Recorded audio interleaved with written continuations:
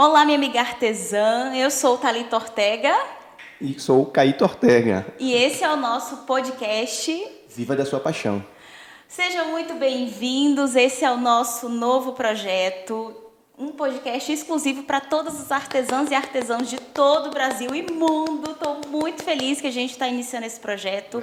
Caíto, e aí, como é que você está se sentindo, esse primeiro episódio aqui? Não, eu queria agradecer você porque você ser a primeira pessoa a ser convidada, né, no seu projeto maravilhoso. Então... Não, correção, ele tá achando que ele é convidado. Ele é cadeira cativa, você vai estar aqui sempre. Ah, é? Ah, que bom. Estou lisonjeado com essa proposta. Tá? Muito obrigado. E eu estou muito feliz porque é mais um passo para um novo projeto que você está desenvolvendo e que com certeza vai ser de grande sucesso. Sim, a gente não tem mais nenhuma dúvida sobre o sucesso do podcast. Muitas pessoas hoje, principalmente empreendedores, estão consumindo muito. E por que não trazer um grande podcast com excelentes conteúdos voltados para nossas artesãs? Eu estou muito feliz. Para quem não me conhece, eu sou Thalita Ortega, mentora de artesãs. Hoje eu já tenho mais de 1.400 alunas. O nosso projeto, o treinamento principal, se chama Escola de Artesãs. A gente tem alunas de todo o Brasil e mundo. Então, esse projeto ele já nasce com essa maturidade, né? De alguém, de uma equipe que já está estudando esse mercado do artesanato há tanto tempo e que já está aí realmente tendo excelentes resultados, né? Isso. Meu nome é Caíto Ortega, eu sou professor da escola, também sou mentor de finanças.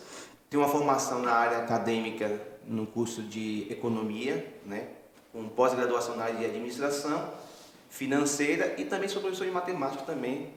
E estou aí, estou junto com você. São, como disse lá nas nossas lives, né? São dois malucos que criaram um projeto muito doido e onde tem muitas meninas que escolheram comprar essa ideia e fazer parte desse projeto maravilhoso.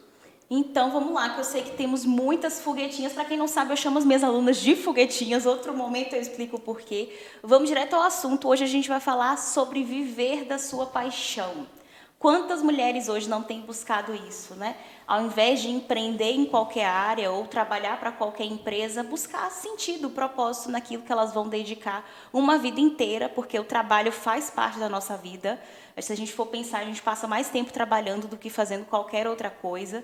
Então, que realmente faça sentido, que seja algo que possa nos fazer felizes e como tem o nosso mentor de finanças aqui, que também nos traga retorno financeiro, né? Porque amor, carinho, não vai pagar os boletos todo dia. Então, eu queria que você me falasse, Caíto, um pouquinho sobre isso. Você hoje vive da sua paixão, você escolheu nos momentos que você abriu negócios algo que você gostava como tema, como base para os seus negócios? Sim, na verdade, Thalita, a escolha do negócio, ele parte do princípio se eu vou gostar de trabalhar com aquilo que eu estou me propondo a fazer. Então, é claro que como empreendedor e principalmente na área de gestão financeira, a gente faz sempre uma análise, né, da viabilidade econômica daquele projeto. Sim. Então, claro que eu posso viver de uma paixão desde que aquela paixão seja rentável financeiramente, que tenha uma estrutura, né, para que possa montar um negócio e ele ser sustentável. Então, quando eu imagino logo no início em criar um projeto e antes de viver dessa paixão, primeiro ver a viabilidade do negócio. Sim, sim. E a gente, quero dizer aqui, por mais que a gente traga esse tema, existe todo um critério, porque não adianta, né? Você querer, eu amo fazer palito de dente, mas a gente está numa cidade ou numa terra que as pessoas são banguelas. Poxa, será que as pessoas vão precisar de palito de dente? Sim. Vender pente para careca? Então a gente precisa fazer todo. Eu levanto sim a bandeira. Para quem não conhece minha história, eu comecei a empreender com 15 anos, montando a minha escola de balé, que era a minha grande paixão. Mas existia um retorno financeiro muito grande, principalmente dentro dessa área de educação, que o balé entra dentro da área de educação. Então, as nossas alunas, elas têm esse olhar de que a paixão ela precisa também ter retorno financeiro. E por quê? Que mesmo chocando, eu falo que nem todo mundo vai conseguir viver de artesanato, que é paixão para muitas pessoas. Porque para viver de artesanato sendo paixão, precisa existir isso que você está comentando, que é a viabilidade. Muitas vezes a artesã ela tem um produto que leva horas e horas e horas para ser confeccionado e ela vende muito barato. Ela não sabe fazer o passo da precificação, que vai ser tema de um outro momento, tenho certeza que você vai gostar de trazer isso, mas não dá para falar de viver da sua paixão sem a gente trazer esses assuntos, né? De realmente se capacitar, porque se capacitando você vai fazer essa análise de viabilidade, produtos, e é tudo aquilo que a gente levanta lá no nosso projeto da Escola de Artesãs. Agora, tudo bem, você, além de escolher viver da sua paixão, você faz uma análise muito fria, muito pé no chão, para realmente saber se aquilo vai te trazer o retorno financeiro que você espera. Vamos levar o nosso olhar agora para o mercado do artesanato. Você que já ajuda aí tantas mulheres a viver dessa sua paixão, precificando o seu artesanato, aprendendo a gerir aquele dinheiro que entra na empresa. Qual é a sua visão hoje sobre esse mercado do artesanato? É um bom negócio viver dessa paixão? Muitas vezes quem está me ouvindo aqui tem um hobby, fazer crochê, fazer feltro, tricô, sei lá, e nunca pensou que isso podia ser um negócio. Qual é o seu olhar? Existe essa possibilidade? Você acha que é um bom negócio? Qual é a sua opinião? Sim, sim. Nós temos alunas hoje que são muito bem-sucedidas naquilo que elas se propõem a fazer. Então, nós temos aí alunas de várias segmentações. Sim. Não é só a segmentação do feltro, da costura criativa, do MDF. Não, nós temos aí um leque, né, de várias foguetinhas que se destacaram dentro desse processo, trouxeram dentro do seu universo algo diferente, inovador, estudaram, né, e apresentaram algo novo. Então, assim, acredito sim que é possível, mediante a você estar buscando a sua capacitação, a estudar, a encontrar a sua viabilidade no faturamento, na receita, para que você possa buscar, em cima disso aí, um negócio viável para você. Sim, aliar essa habilidade, aptidão manual, sim, de fazer, sim, um produto ali feito à mão, enfim, com o retorno que ela pode ter com aquilo, né? Eu sempre digo que eu trago na escola essa racionalidade. Sim. Né? Você traz sempre para a escola a forma de um olhar diferente para aquilo. Então, eu sempre digo que no artesanato existe dois pilares, preço e valor. Sim. Né? E nós nos completamos, porque você traz o valor do artesanato e eu trago o preço do artesanato. Tá, e só pra gente trazer aqui pro plano real, hoje a gente vive no Brasil, um país que para mim é muito empreendedor, apesar de todas as dificuldades de ser um empreendedor. E quando a pandemia veio, muitos negócios foram fechados, mas muitos negócios nasceram. Então tem uma pesquisa recente que traz a seguinte estatística: cerca de 70% dos brasileiros têm o desejo de ter o seu próprio negócio. Então, 70%. Isso já quebra uma cultura que você conhece, porque para quem não sabe, gente, Caíto tem um curso para concurso público. Então, a gente está falando de empreendedorismo e tem o outro lado da moeda, que é o concurso público, que por muito tempo foi uma tradição ali, né? Um desejo, um sonho. Então, 70% quer ter o seu próprio negócio. Muitas pessoas estão, né, já mudando essa mentalidade de que existe uma estabilidade no concursado e quererem realmente ter uma... Acredito que quem quer empreender não é só a questão de viver da paixão, mas é saber que pode faturar mais do que aquele valor fixo que receberia muitas vezes num concurso ou trabalhando de CLT para uma outra pessoa, né? O Brasil, na verdade, é um país de serviços. E já foi feita uma pesquisa de que o Brasil ele se destaca no cenário mundial de pessoas que são empreendedoras.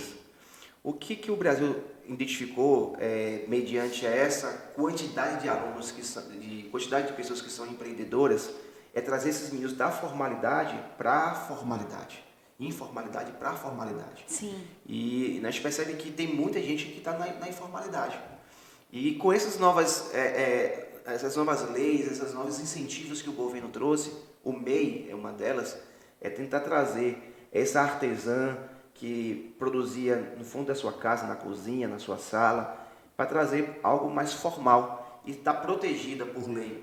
está protegida com por direitos e benefícios deveres previdenciários. também, muito então, bom. o Brasil, de certa forma, ele tem essa característica empreendedora. Realmente, eu tenho o terceiro maior curso para concurso da Bahia.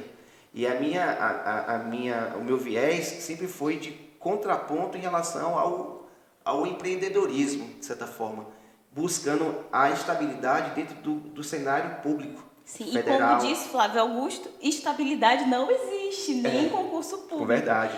Então, mas você, obviamente, se você tem um negócio nessa área, você vende esse sonho, que é o sonho de muitas pessoas. Sim. Aquele, principalmente para quem não conhece o curso, o Caíto tem para um apelo e uma autoridade muito grande em carreiras policiais. Sim. Então, nós temos as pessoas que têm o sonho de vestir uma farda, né? Isso é paixão também. Então, quem sou eu para julgar, né, esse querer tão grande de uma pessoa de viver da sua paixão de ser um policial militar, de ser um concursado, né? Até independente da segmentação, seja concurso ou seja uma empresa, existe coisas que tem que movimentar essa pessoa. Eu digo sempre que é o combustível do dia a dia.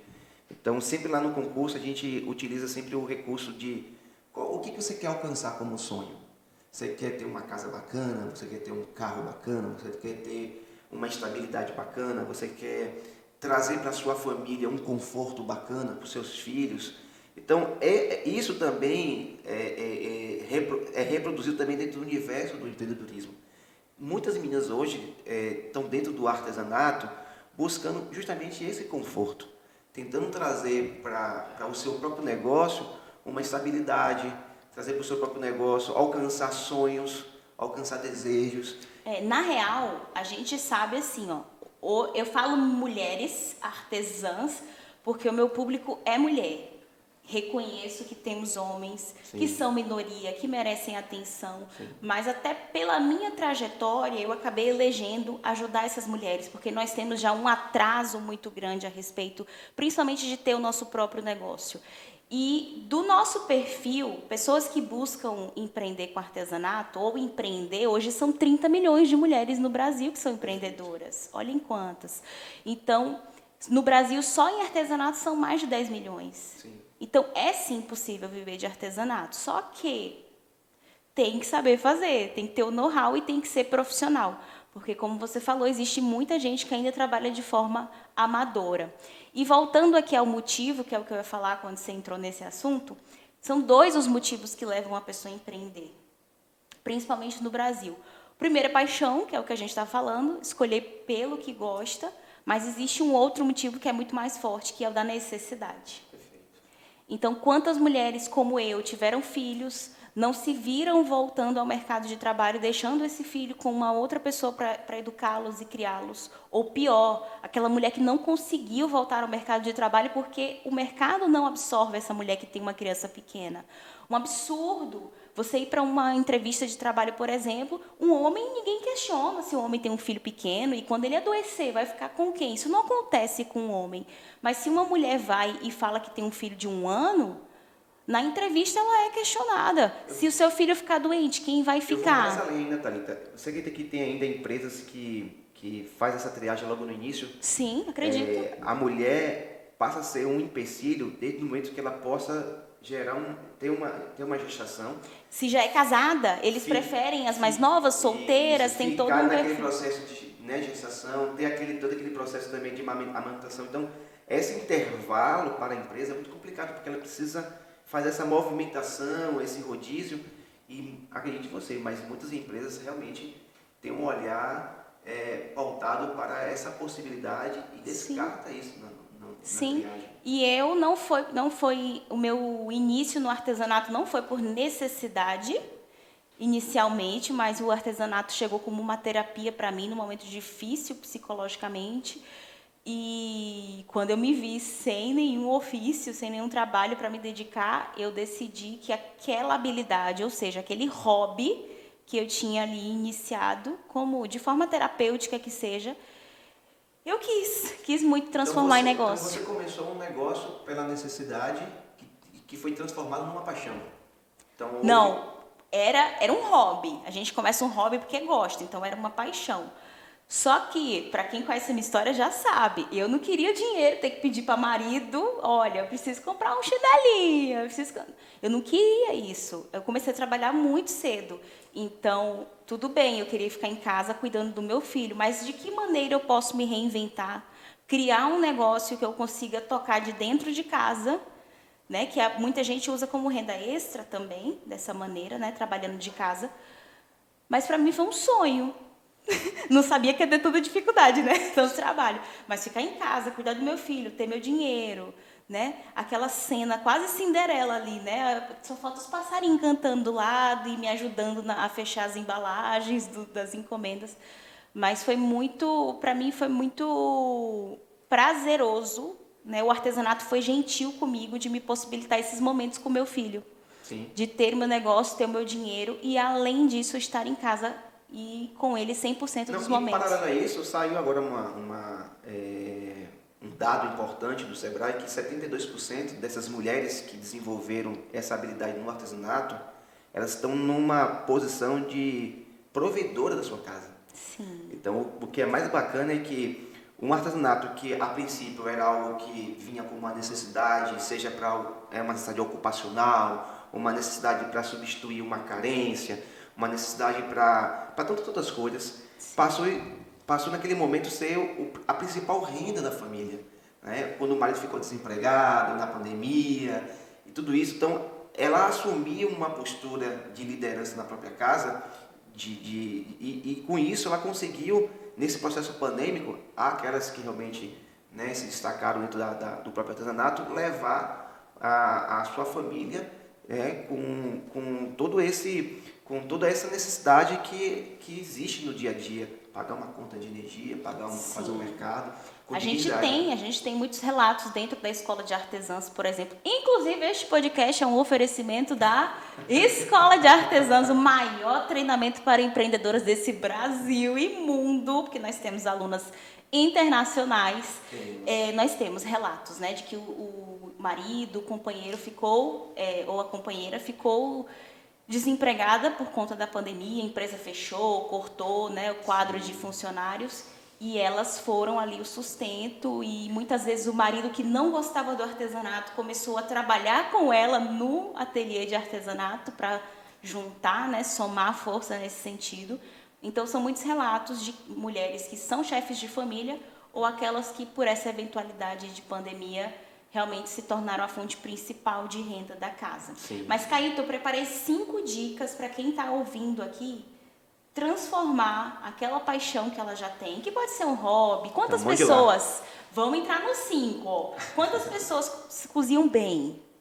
Cozinham, gente, aqui a galera da Bahia, né, cozinham. Aquelas pessoas que cozinham bem, ó, que faz doces, que faz salgados. Isso é uma paixão, você faz porque gosta. Já pensou em transformar isso num negócio? Perfeito. Ou as nossas queridas artesãs que trabalham com manualidades, fazem trabalho de reciclagem, né?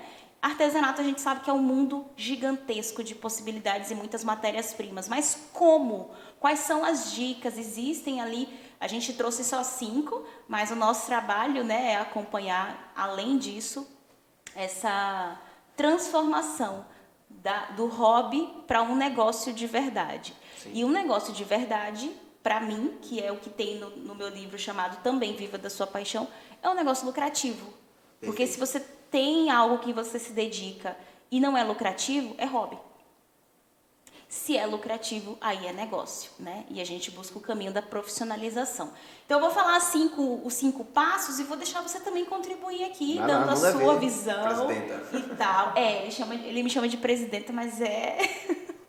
Então, a nossa primeira dica, o primeiro passo é o seguinte, Caíto: desejo e decisão.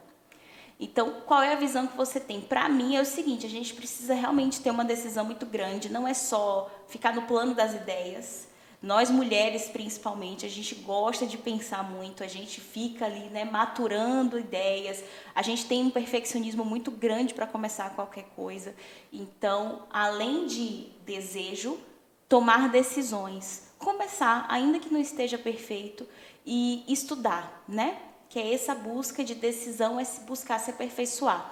O que você complementaria para as meninas? Esse desejo grande eu sei que a maioria tem, mas a decisão, né? Eu vou me reportar, tipo, há 6 anos atrás, 6, 7 anos, quando você começou realmente a despertar esse interesse pelo próprio artesanato. Eu me lembro que você abriu o computador e foi dar uma olhadinha, né? Ali o que era tendência.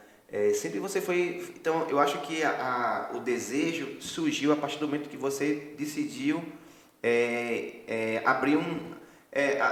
iniciar um projeto, que é o artesanato.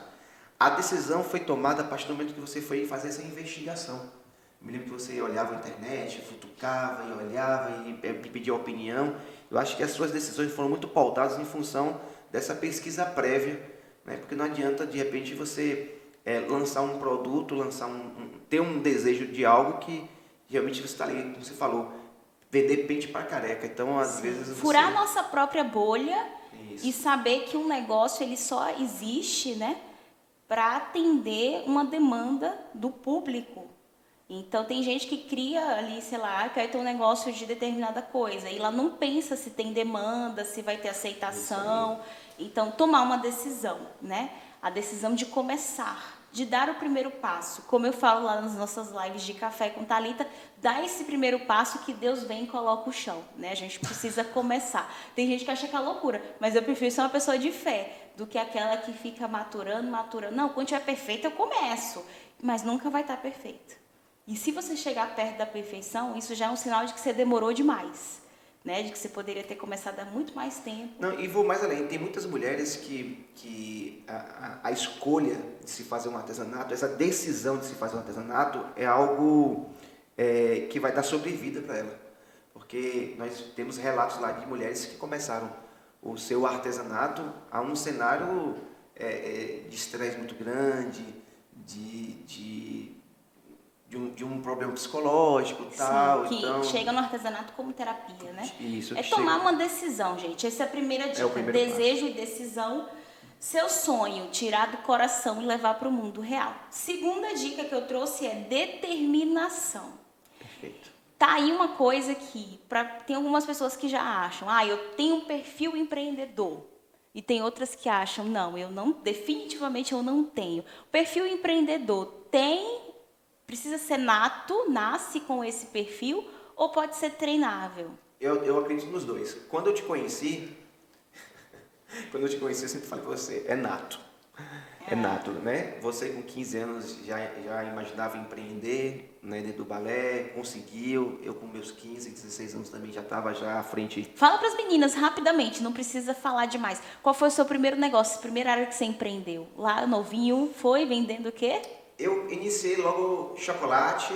Eu vendi chocolate, eu comecei a vender chocolate para meus colegas da sala, daqui a pouco começou a vender chocolate para a minha escola inteira, daqui a pouco eu estava distribuindo chocolate para todas as escolas da minha cidade, e Páscoa, daqui a pouco comecei a fazer encomendas românticas com coração, em nome foi da para pessoa. Cachorro Quente. Depois eu fui... Pura necessidade, não foi paixão.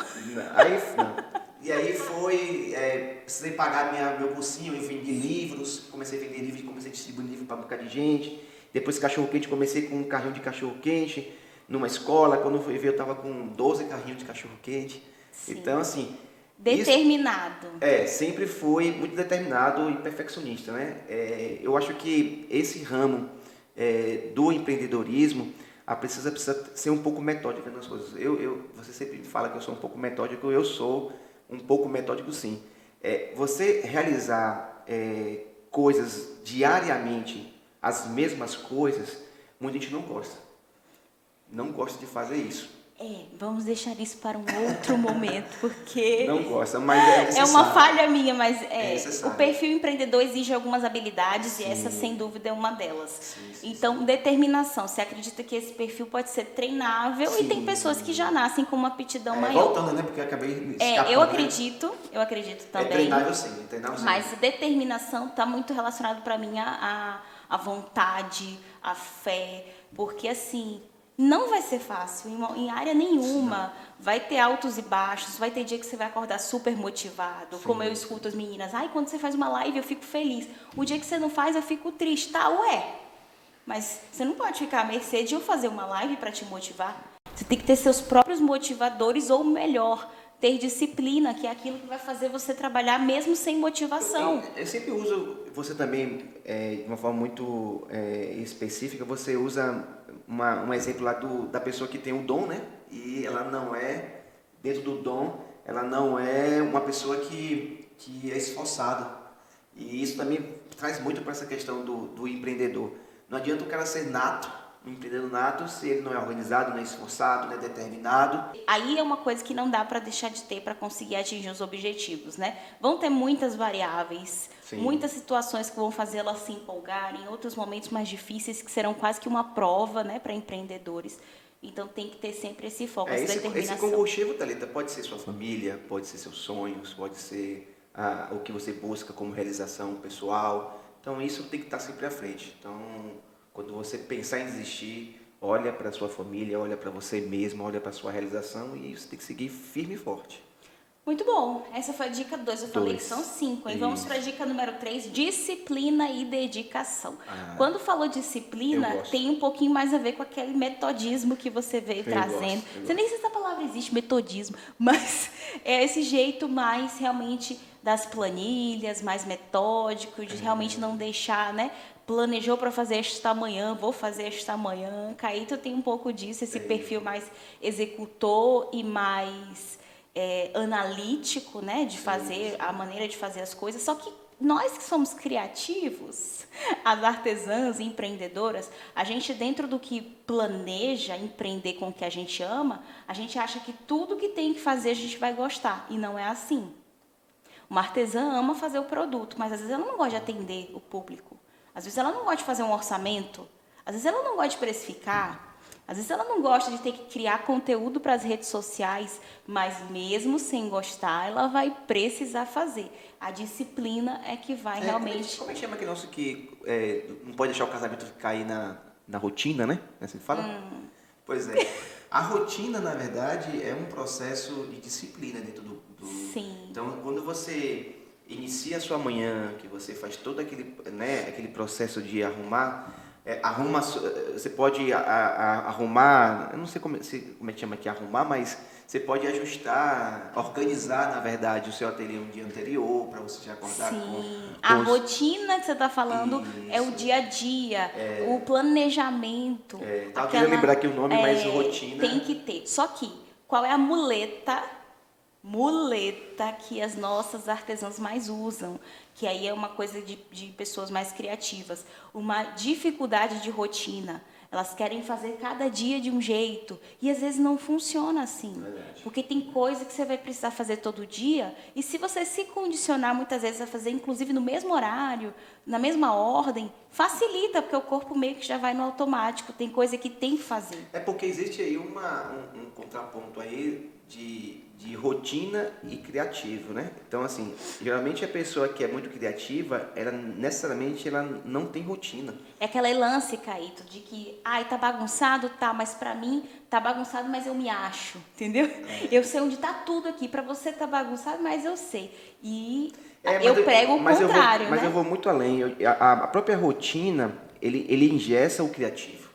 Porque se você cria uma rotina para as coisas que você está desenvolvendo dentro do seu ateliê, sabe que as criações surgem no banheiro, tomando banho, no ócio, dormindo, quase sempre. Né? Saindo. Então, assim, muitas vezes você está ali e você precisa trazer essa motivação criativa e quando você deixa uma coisa muito engessada, né, a nível de rotina, eu não digo a rotina administrativa do negócio, mas eu digo a rotina mesmo da sua vida. Isso pode interferir dentro da sua criatividade. Eu engesso um pouco mais, eu vou dizer por quê. Porque eu vivi, tive um negócio artesanal, onde eu era a única funcionária, eu era a equipe, eu fazia tudo, então eu vivi. Pra gente que não tem com quem contar nesse sentido, você não tem uma outra pessoa para ser o setor de venda, RH da empresa, você não tem. Produção, sabe? Fotografia, você não tem. É você para tudo. Você precisa de muita rotina, você precisa de muita organização, porque senão como um único ser humano vai dar conta disso tudo? E muitas das vezes estamos falando de mulheres que são mães, que tem um esposo que também quer um tempo para ele, tem uma casa que você também tem que gerenciar, ainda que você tenha um ajudante. Então, se a gente não tem rotina, é impossível dar conta do máximo de coisas, porque de tudo não vai Não, dar. eu vou mais além. Isso tudo só é possível porque são mulheres. Porque se fosse homem, não seria possível, não. A mulher precisa ser estudada, porque a mulher ela consegue desenvolver diversas atividades e tarefas simultaneamente em caixas separadas, sem que uma não atropele a outra. Então, Sim, é uma coisa você fala impressionante. isso de quando... Gente, eu leio mais de um livro ao mesmo tempo. Aí Kaique fala, como faz sentido pra você? Você não acabou esse, mas você tá lendo 2. Eu leio e estudo 2 livros ao mesmo tempo. Então, pra você eu já vejo que é um pouco mais difícil. Só que assim, É, o o homem mais até sabe, numa discussão dentro de um carro, o homem começar a discutir com você, ele desliga o som, porque ele não consegue discutir e ouvir o som ao mesmo tempo. Então, E eu tô discutindo, ouvindo som e tô no celular falando com a minha sócia de alguma coisa, entendeu? é impressionante, mulher consegue estar com a criança aqui, cozinhando, orientando E a perna casa, passando pano. e a perna passando pano no chão. Então, Pois é. simultaneamente. O homem não, Mas o isso homem faz cria- um, faz outro. Isso cria um desgaste também muito grande. Sim, Então, a rotina sim, é sim, primordial. E quando a gente fala em disciplina, as pessoas que já consomem os nossos conteúdos em outras redes sociais, elas já sabem que, para mim, isso aqui tem um peso muito grande. Eu não sei se porque eu já vim, minha formação eu tive lá no balé clássico e sem disciplina não tem como. As pessoas que vêm de esporte também, sem disciplina, não atingem os seus objetivos. E eu gosto da comparação de um empreendedor com um esportista também profissional, olímpico. Se você não cuida de etapas da sua vida, da sua empresa, como um atleta olímpico cuida da sua alimentação, do seu treino para uma Olimpíadas, é bem difícil de você ter alta performance. O que é alta performance? É quando dentro dos seus competidores você tem esse destaque, ocupa primeiro lugar, segundo lugar na mente das pessoas. Se você quer resultados mais medianos, mais medíocres, digamos, e entenda a palavra medíocre no significado real da palavra, Mediano. que é alguém que está na média e não desmerecendo a pessoa, você não vai conseguir fazer de qualquer jeito, você vai precisar de disciplina. Tem que buscar, tem que querer. E até o primeiro, decisão, tem que decidir desenvolver a sua disciplina todos os dias. O empreendedor ele precisa dessa busca. E não depender de motivação, que a gente já comentou aqui. A disciplina faz você fazer todos os dias o que A precisa. rotina, eu acho que é fundamental. É ruim porque assim, a gente sempre atrelou a rotina como algo negativo, né? Porque assim, Sim. não deixa o casamento entrar na rotina, não faça com que a sua vida vire uma rotina. Mas na verdade, um dos elementos do sucesso é a própria rotina. Sim. Né? De você desenvolver coisas todos os dias, de uma maneira cada vez melhor, mas de uma maneira sempre cadenciada. Isso não deixa de ser uma rotina. E o sucesso vem em cima disso aí. Quando você pega um exemplo de um atleta olímpico, que ele acorda pela manhã cedo, ele faz todo o aquecimento, tem a alimentação adequada, ele sai pro treino, não sei o quê, ele tem uma Tem o rotina. descanso, porque se não tiver descanso, Tem um ele também não descanso, performa. isso, até Sim. porque toda a estrutura muscular dele precisa também descansar. Então, isso tudo requer uma rotina. Então, você tem que saber lidar com tudo isso, porque daqui a pouco você diz assim, ai que saco, mas essa aqui é o diferencial. Quando você busca essa rotina, você vai conseguir a priori alcançar o sucesso. E para viver da sua paixão, então, disciplina é fundamental. Sim, sim. Então, essa foi a nossa dica número 3, gente. Um sonho não se realiza por meio de mágica, né? Bom seria, mas não é assim. Dica número 4, coragem. Caíto, coragem é sempre um assunto que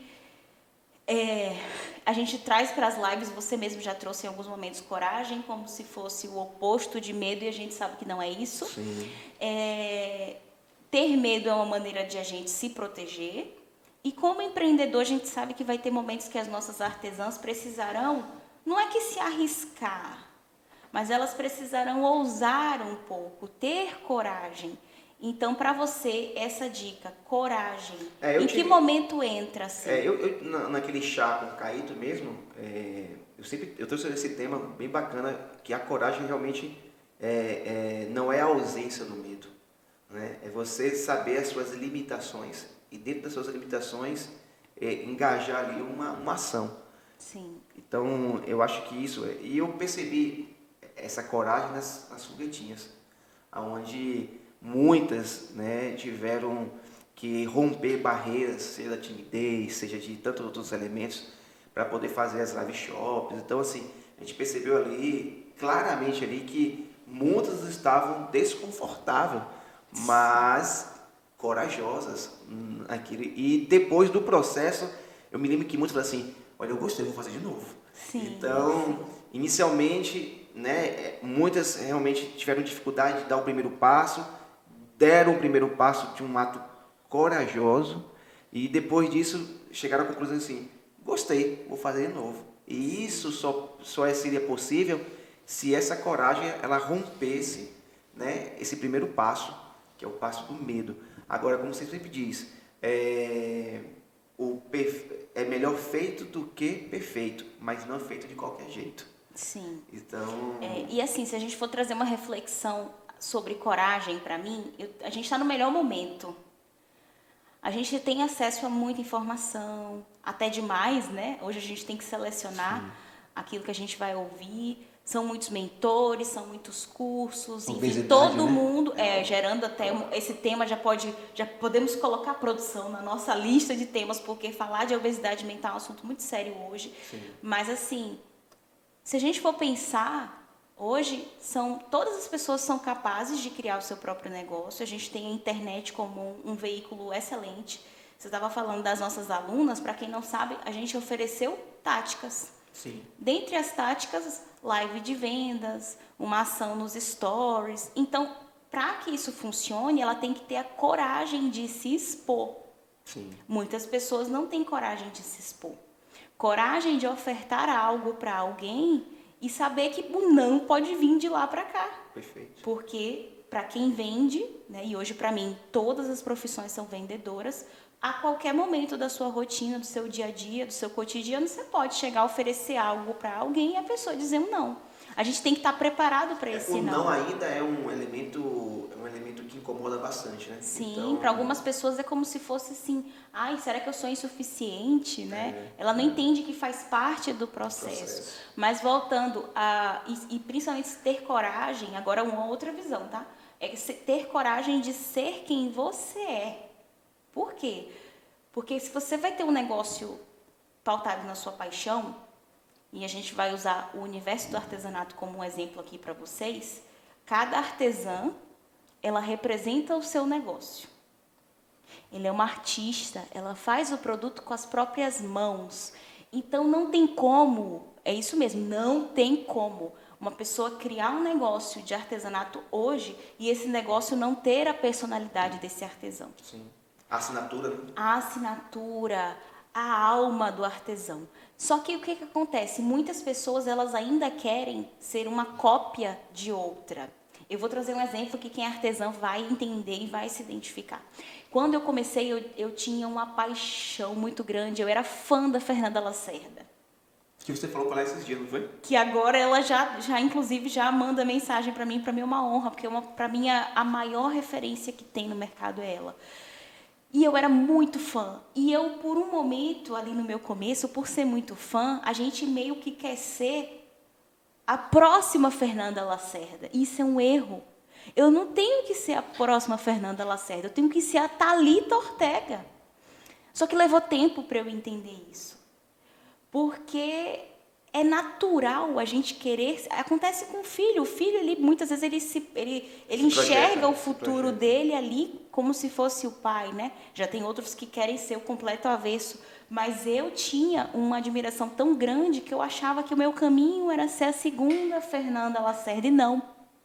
Era a minha identidade. E fazendo um comparativo aqui, a Fernanda Lacerda é incrível, maravilhosa, perfeita, mas olha só, ela é muito meiga, o jeitinho dela, o jeito de falar. Você consegue se identificar, né? Eu não sou isso, gente. Eu sou explosão pura, tiro, porrada e bomba, manda no meu peito que eu vou... Perfeito. Eu tenho uma personalidade própria. Então, eu jamais conseguiria seguir aquele perfil. Não, mas deixa eu fazer uma correção. Você é desse jeito assim, mas... Quando eu te conheci, você tinha esse perfil.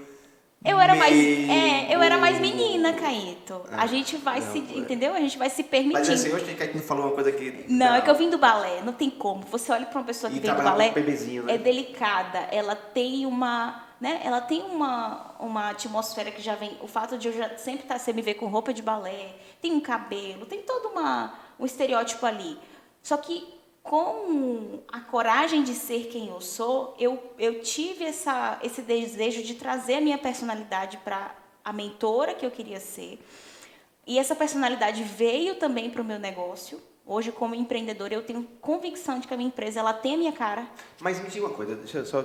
Logo quando você, no início, quando você olhou para a Fernanda e falou assim, eu quero ser uma segunda Fernanda Lacerda, você também não se identificou também pela forma meiga que ela... Claro, não, mas aí é que tá. As pessoas... Você se destoou lá na frente por uma outra característica. O fato de eu ser explosiva, eu digo, é ter energia, tá? Não é que eu tenho energia. Eu me identifico com ela.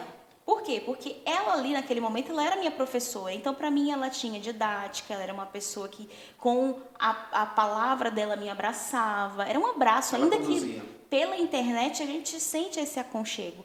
E as pessoas a admiram por ela ter coragem de ser quem ela é. Isso gerou uma identificação, minha identificação com ela. Quando eu volto para o meu lugar hoje, a mentora que eu sou, se eu fosse algo que não é de verdade, ou seja, se eu estivesse criando um personagem ali na minha comunicação com as minhas alunas, as minhas mentoradas, em algum momento isso ia cair por terra, porque ninguém consegue sustentar essa máscara por muito tempo. Então, e não era o meu ponto forte. Meu ponto forte é ser quem eu sou. É tomar posse do meu discurso, da minha voz, do meu sotaque. Quantas vezes você escuta grandes produtoras, agência que contrata palestrante falando assim, olha, você é ótima, mas dá uma segurada no seu sotaque. Aconteceu com você, não foi? Você não vai conseguir fazer palestra no Brasil todo se você tivesse sotaque aí. Você teve um programa de televisão que... Sim, eu não vou... Não é para chamaram essa hoje, atenção, mas né? é ter coragem, entende? Não, eu não sou baiana, mas eu fui criada a vida inteira na Bahia. Esse é o sotaque que eu tenho. Quem gostar de mim vai gostar justamente por isso. As meninas que estão ouvindo e os rapazes, se tiverem também aqui, não tenham medo. Você não vai precisar agradar todo mundo. Mas as pessoas que gostarem vão gostar porque você é assim. Arretada. E quase sempre, as que não gostam vai ser pelos mesmos motivos. Eu fiz uma live uma vez que eu comecei muito emocionada e eu dei um grito. Eu fiz, bom dia! Tava pura energia. A moça colocou nos comentários assim, gente, alguém passa o link certo daquela aula de artesanato, porque eu tô vendo uma louca gritando aqui, não deve ser essa aula. E aí eu falei, fulana, você tá no lugar certo, é aqui mesmo. A louca é a mentora. Então, assim, as pessoas que gostam de mim hoje, elas gostam por isso. E as que não gostam, também é por isso. Então, tenha coragem, porque pelo menos quem estiver com você, você vai saber que tá de verdade, sabe? E para as minhas amigas artesãs, o seu negócio tem que ter sua personalidade, não dá para separar. Sim. Certo? Essa foi a nossa dica número 4. E agora a última, que aí para mim era o que eu estava tentando entrar no nosso podcast todinho. Para mim é a base de qualquer negócio. Autoconhecimento. Isso aí vou deixar você... Vou lhe dar um espaço um pouco melhor, porque você é o exemplo disso. Então... É um papo sinistro, que as pessoas têm muito preconceito. Eu falo porque eu sei. Quem é comunicador percebe que a gente tem um termômetro ali, né? As pessoas vão comunicando com a gente sabe que estão gostando. Quando tem muito silêncio, a gente fica, será que as pessoas estão achando esquisito? Esse papo é meio esquisito. Quando a gente fala em autoconhecimento, para muita gente é groselha. Só que é a base de qualquer negócio para mim, no meu entendimento, principalmente negócios criativos. É você ter esse olhar para dentro. Porque, por exemplo, se a gente for trazer o assunto nicho, você tem artesanato, é tudo. Qual é a casinha que eu vou trabalhar? Para você definir nicho, antes de olhar para o mundo, o ideal é que você olhe para dentro. O que eu tenho talento? Qual é a minha zona de talento? Porque quando a gente está na nossa zona de talento, a chance de a gente ter sucesso é muito maior. Sim. Concorda? Concordo. E o que é talento? É você fazer algo melhor do que a maioria das pessoas que você conhece. Então, só se reconhece o próprio talento olhando para você mesmo, ou seja, olhando para dentro. Será que se Neymar, com aquele talento todo, não fosse um cara determinado, um cara... ele teria esse sucesso todo que... Não, por mais que ele tenha talento, ele também tem um outro fator que é esforço, né? Sim. Não dá para ter talento sozinho. Então, para mim, autoconhecimento é isso, é base. A gente chega na escola, recebe as meninas loucas para vender. Quero vender, quero vender, quero vender. Só que quando a poeira baixa e elas entendem que o sucesso ele está além da venda, e a venda não é construída no Pix que cai na conta, a venda começa lá atrás, na mentalidade, no autoconhecimento, para que você vá trilhando o seu caminho muito bem posicionada naquilo que você ama, para viver, enfim, da sua paixão. Então, autoconhecimento e fé. O sucesso está dentro de você, basta saber acessá-lo. E fé, né? Porque tem mulheres que nos acompanham que nem elas creem no potencial delas mesmas. Então, se você não acredita em você, como é que você vai convencer o outro a comprar o seu produto? Verdade. Vai dar ruim. Nem você confia no que você faz. Imagina se eu, como mentora, chegasse aqui para gravar o primeiro podcast, nervosa pra caraca, mas eu não acreditasse em mim. Com certeza ia dar ruim, em algum momento ia... Então, as pessoas precisam de fé nelas mesmas, fé nos produtos, fé naquilo que ela é, que ela tem. E aí eu queria que você falasse um pouco... Pode falar de autoconhecimento também, se você acha importante, se você não acha importante. E o fator fé no negócio. E aqui fé não tem nada a ver com religião, né? A gente entendeu que é a questão de energia, aquilo que você realmente crê. Você acredita no seu potencial, no seu talento, naquilo que você está construindo, né? Dentro da sua zona. Eu acredito que a fé, na verdade, é uma construção do seu autoconhecimento e principalmente do seu eu. Então, se você... E é muito subjetivo, né? Fé é muito subjetivo. Você pode estar buscando algo do ponto de vista religioso, algo do ponto de vista do empreendedorismo, empresarial, mas esse autoconhecimento é o que você faz hoje diariamente. Eu te acompanho e não tem um dia que você não esteja estudando.